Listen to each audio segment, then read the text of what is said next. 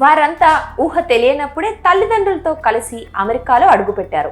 అక్కడే చదువుకొని ఉద్యోగాలు కూడా చేసుకుంటున్నారు. అయితే ఉన్నట్టుండి మీకు 21 ఏళ్ల వయసు వచ్చింది, ఇక మా దేశాన్ని వదిలి వెళ్లిపోండని అమెరికా ప్రభుత్వం ఆదేశాలు జారీ చేసింది. దీంతో తమదనుకున్న దేశాన్ని, అక్కడే ఉన్న తల్లిదండ్రులు, బంధువులను విడిచి స్వదేశానికి తిరిగి వెళ్లిపోవాల్సిన అయోమయ పరిస్థితి వారికి ఎదురైంది. ఇలాంటి వారు అగ్రరాజ్యంలో 2.5 లక్షల మందికి పైగా ఉండగా వారిలో భారతీయులే ఎక్కువని అమెరికా అధ్యక్ష కార్యాలయం వెల్లడించింది.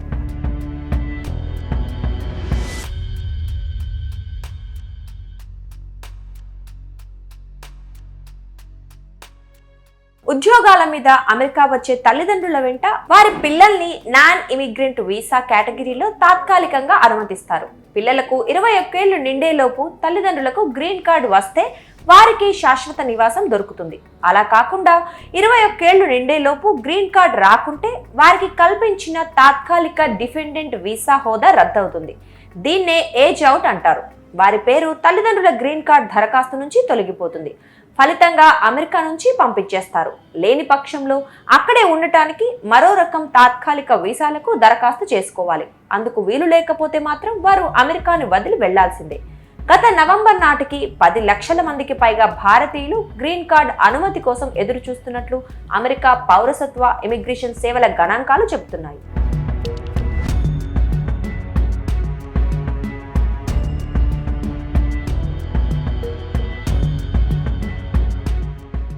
సరిగ్గా అధ్యక్ష ఎన్నికల సమయంలో ఈ వివాదం రేగడంతో ఇది రాజకీయ అంశంగా మారుతోంది.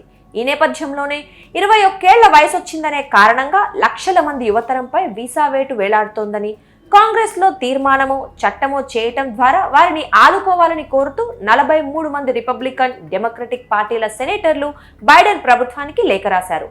ఇంప్రూవ్ ద డ్రీమ్ అనే సంస్థ వీరి పక్షాన 100 మంది సెనేటర్లను కలిసి విజ్ఞప్తి చేసినా అది కొలిక్కి రావటం లేదు.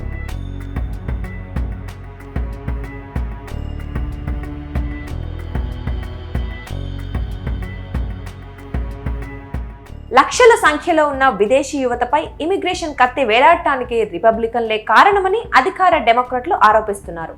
దీనిపై వైట్ హౌస్ అధికారిక ప్రతినిధి తాజాగా బహిరంగ ప్రకటన చేసింది. ఇక్కడే ఎదిగి, ఇక్కడే చదివి గ్రీన్ కార్డులకు దరఖాస్తులు చేసి అమెరికాలోనే ఉండాలని కలలు కంటున్న విదేశీ యువతను ఆదుకోవాలని తాము ప్రతిపాదించామని, ఇందుకోసం సెనెట్ లో ఇరు పక్షాలు కలిసి తీర్మానించాలని కోరగా రిపబ్లికన్లు అడ్డుకున్నారని, తమ ప్రయత్నాలకు 2 సార్లు గండి కొట్టారని వైట్ హౌస్ వర్గాలు తెలిపాయి. మరి దీనిపై అమెరికా ప్రభుత్వం ఎలాంటి నిర్ణయం తీసుకుంటుందన్నది ఉత్కంఠగా మారింది.